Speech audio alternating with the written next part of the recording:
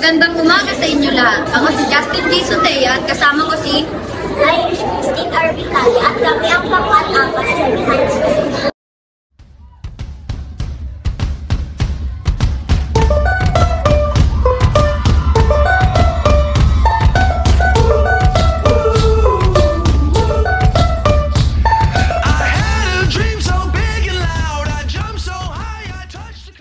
Bago tayo magsimula, ano-ano ang mga importanteng bagay na gagamitin natin para tayo ay mag-gardening? Una, walis, tingting at dustpan.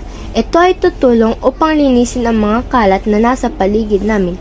Pangalawa, ang trash bag o lalagyan ng basura. Ito ang bagay na kung saan namin pwedeng ilagay muna ang mga kalat. At ang huli, ang watering can. Ito ay ginagamit upang diligan ang mga halaman. Ngayon, alam niyo na ang mga bagay na importante na gagamitin namin. Kaya tara na, simulan na natin.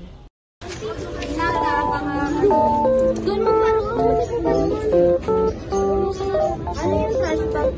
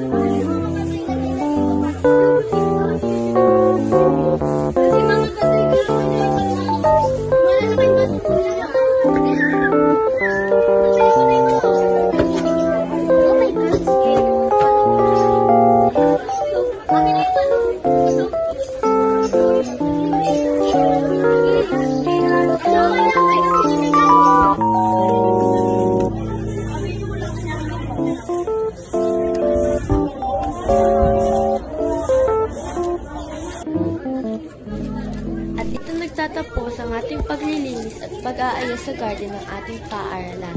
Sana ay may natutunan kayo.